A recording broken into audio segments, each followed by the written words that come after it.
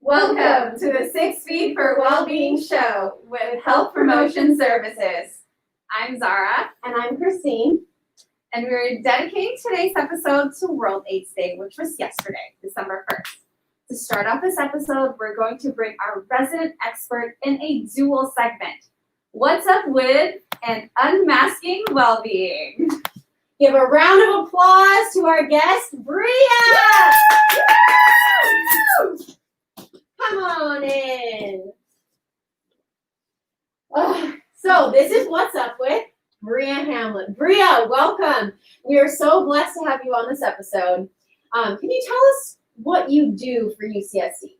Sure. So, hi everyone. My name is Bria. I use she, her pronouns, and I'm a health educator here at UCSD. My specialty area is sexual health. Awesome. Thank you for sharing. So we are so excited to have you here today. This whole episode, again, like we said earlier, is highlighting World AIDS Day. Can you tell us what that day is all about? Sure. So World AIDS Day is an annual commemoration of those who've lost their lives to HIV/AIDS, as well as the fight against stigma and towards medical advancement. It was founded in 1988, and it was the first ever global health day. So it's been quite a few years. Yeah. All right. So start us off. What is HIV? Sure. So HIV stands for human immunodeficiency virus. Mm-hmm. The virus weakens a person's immune system by destroying cells that fight disease and infection. No one actually dies from the virus. Instead, they die from opportunistic infections that their bodies can't fight. Okay. So how is it transmitted? So HIV is transmitted through a positive person, so through fluids like blood, semen, rectal fluids, vaginal fluids, and then those are crossing into their mucous membranes like the mouth, rectum, penis, vagina. Most people who contract HIV get it through unprotected sex or through sharing needles or syringes. Okay. So what makes HIV different from other sexually transmitted infections? That's a great question. So HIV is considered a treatable STI, meaning that it can't be cured, at least not currently. The symptoms can be managed through treatment, and it can prevent the progression of the disease into its 3 stages, the last of which is acquired immunodeficiency syndrome, otherwise known as AIDS. Okay, gotcha. So it's untreatable, or it is treatable, but it can't be cured currently. Okay, gotcha. So since it can't be cured, obviously, but can be treated, what are some ways to reduce the risk of contracting it or coming in contact with it? Sure. So there's a couple different ways that you can do that. First of which is going to be wearing a condom consistently and correctly during sexual activities. Okay. Getting tested regularly, so knowing your status. You want to get tested after you have a new partner or if you have a risky encounter. Okay. And if you're at higher risk for HIV, you may be eligible for PrEP, which is pre-exposure prophylaxis. Okay. That's a pill you take once a day to significantly reduce your risk of contracting HIV infection. Okay. So there's obviously quite a few different ways to kind of protect yourself. Yeah. So if your partner has HIV, you want to encourage them to stay in treatment. If your partner achieves and maintains an undetectable viral load, they are effectively able to infect you with HIV. So in emergencies, if you think you've been exposed to HIV, then at that point we would recommend you take post-exposure prophylaxis, otherwise known as PrEP, to reduce your risk of infection. Okay, so there are ways to prevent it if, say, no one is positive. Obviously, there's ways to prevent it from sort of getting it. And also, if someone is happen to be positive, there's also ways to prevent that as well. Yeah, so positive people can still maintain a healthy sexual relationship with non-positive people so long as they're taking medication, using condoms. Awesome. So there's obviously a lot of ways to reduce risk that are very similar to other STIs, right? So a lot of the things that you said are pretty similar. But quick question. But how would one wear a condom incorrectly? They're not going to put it on their head. Or how do you wear it correctly? I'm glad you asked. So we actually have some models here, and we can walk through this together on how to properly use condoms. So we're going to walk through how to use an internal condom and an external condom. We're going to start with external condoms. So these are our penis models, otherwise known as external genitalia. So you can sit one down, and we're going to use a non-lubricated condom for the sake of this demonstration. Okay. Nice and neat. First thing you want to do is check the expiration date. These have expired, but that's okay because we're not going to be really using them anyway. Got it. Okay. And the expiration date is. I see it. Okay. Yeah. So it's printed normally along the side or across the condom. Okay. Next thing you want to do is pinch your condom to see if there's resistance and basically an air bubble on there. You want to make sure that there is air. If you squeeze a condom and it goes flat, that means that it's been tampered with, there's been a hole, it's Okay. no longer safe to use. So, So once you after that snap, so once we pass that test, you can go ahead and gently tear down the side of the condom. You don't want to tear across. but obviously you don't want to use your teeth. Yes, I know a lot of people think that's super sexy. However, it's not the most practical when it comes to keeping the condom intact. Okay, so rip to the side. Yeah, and then you're gonna gently squeeze it out of the package. This looks a little bit better when they're lubricated, but Okay. slide it out of the side, and you have your condom. Now from here, you want to make sure that you have it right side up. So it should look more like a sombrero instead of a baby nipple. So basically the rim is facing up as opposed to facing the opposite way. Okay. So if you put it on a partner, let's say, and you try to roll it down and it doesn't roll, that means it's upside down. And so if you do that, you need to start over with a new condom at that point it's been contaminated. But some people say, I couldn't get it on. That's usually what's happening. Okay. So before we roll, we want to pinch the tip because we want to keep air out of that reservoir at the top. When ejaculation occurs, that's where all the semen's going to go. And so you don't want an air bubble to form there because it'll rupture once ejaculation happens. Okay. So pinch the tip and then gently roll it down. As it goes. There we go. Mine's getting stuck. Wow, you see?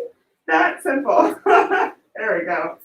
Nailed it. And then after sexual activity occurs, you want to face away from your partner and remove it away from the body. So roll it back off. And then some folks like to tie a knot in it. I would recommend that just for neatness sake. And then you're going to dispose of it in a trash can, not a toilet. It will not flush. It will back up your plumbing. And you don't want to explain to your plumber why they're coming in your septic tank. So yeah, and that's that when it comes to external condoms. So super straightforward. Okay. And then for folks who have internal genitalia, so this is going to be like a vagina of sorts, you have this lovely pelvic model to work through. So an internal condom looks like this. It is a long tube with two rings. There's an internal ring and an external ring. And it's typically going to be lubricated as well. Okay. So with this one, you're going to pinch this inner ring. Uh-huh. Some people like to twist it, depends on your preference. And you gently insert it into the vagina. Okay. Now, internal condoms can also be used for anal sex, so you can use them typically without that inner ring. It's a little bit more difficult to get in and open up, but it's possible. And then you just slip it in, and then this outer ring stays on the outside, so it's covering a lot of the vulva, the outer vagina area, the labia, and whatnot. And then you continue with your sexual activities, and then similarly, when you're ready to remove it, you twist. You turn away from And the you turn away partner. from the partner and gently pull it out. Okay. What's cool about these is these can be inserted several hours before sexual activity. So if you want to be prepared, or if you know that you're not necessarily going to feel comfortable inserting it in front of a partner, you can go ahead and take that pretty easily. So yeah. Awesome. Easy peasy. Okay, that was great. I'm so glad that you were able to teach us how to correctly sort of use, put on, and dispose of barrier methods. Awesome. All right. Thank you for having me.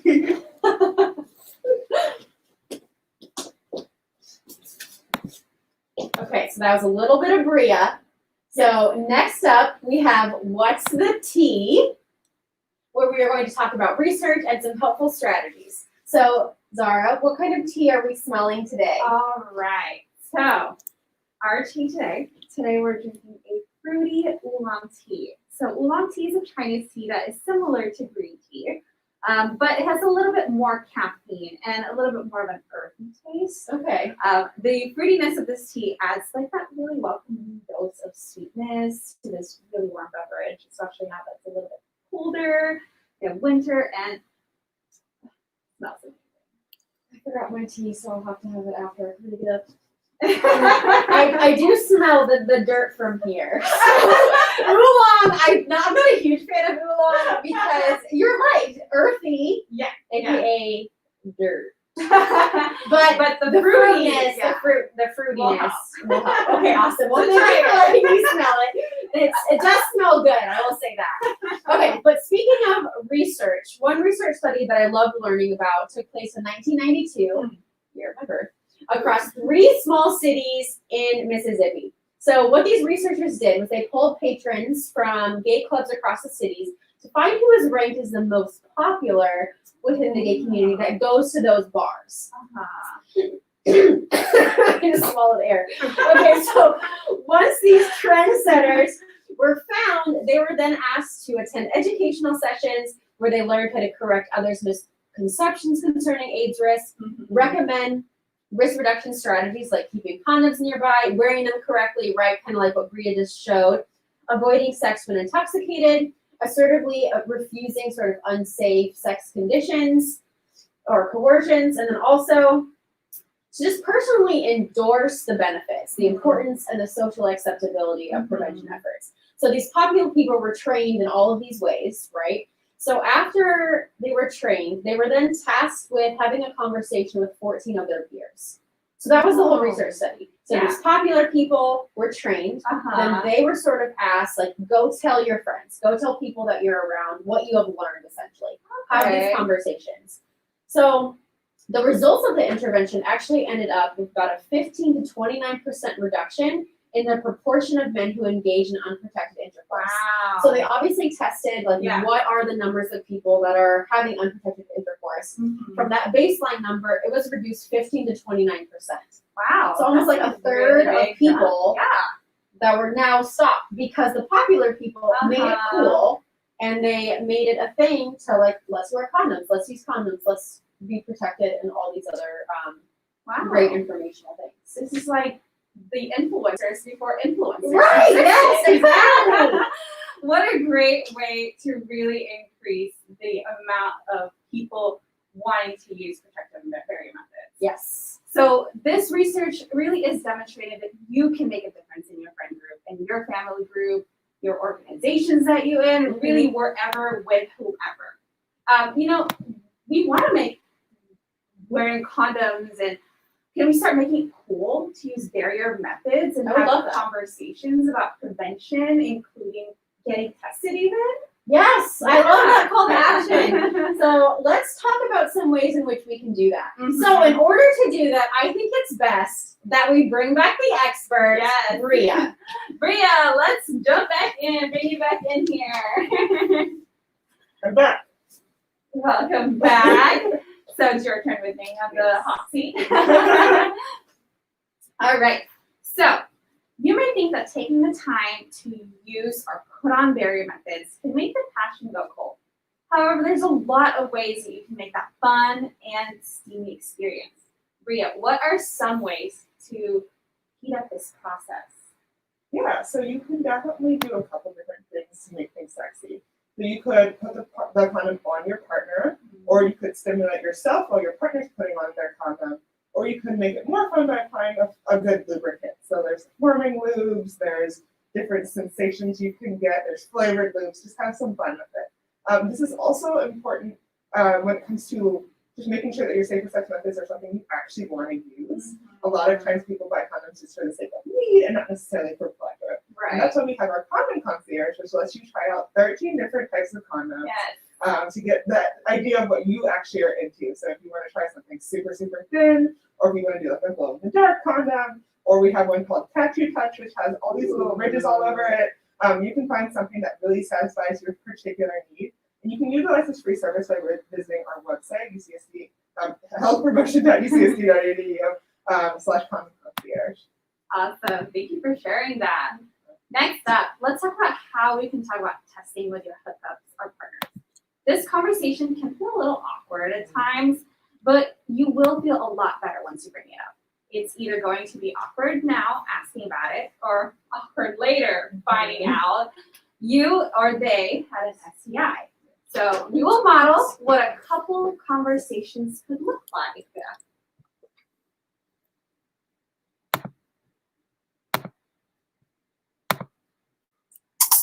All right.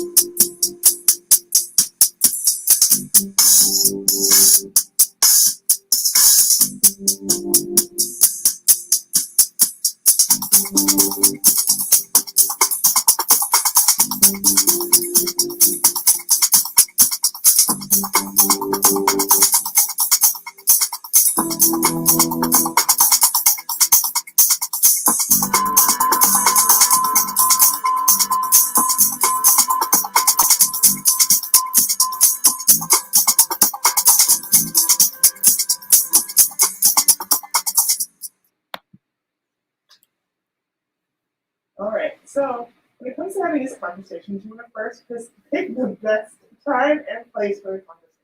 I always like to say pick a sexually neutral space. So right before sex or in a crowded area, or both of those are neither a good time for or place to have that conversation. So let's model how that would look like, right? Yeah. All right. So this is a little hard for me to talk about, but I care about you and I think this is important. How do you feel about going and getting tested together? That would be okay, even if I don't have any symptoms. Yeah, I think it's just better to have peace of mind. We can go out for ice cream after. Oh yeah, I love that. Let's do it together. I'm down. Sign it up. So how about when you're texting about that? All right. Jan is thinking about hooking up with Alex for the first time. Good morning, winky face emoji. What are you doing later tonight? Just chilling. How about you? Oh, just thinking about learning what your bed feels like, winky face emoji. It's real soft. Has a nice bounce to it, too. Winky face emoji. Tongue out emoji. Oh, sounds perfect. Cat emoji. Before we get that bed bouncing, you should know that I always use a condom. Also, we should be sure that we've both been tested for STIs recently. Just last week I got tested and all my tests came back negative for STIs. Have you ever been tested? It's been a few months, but I can make an appointment with Student Health Services this week, and you can check out my bed this weekend.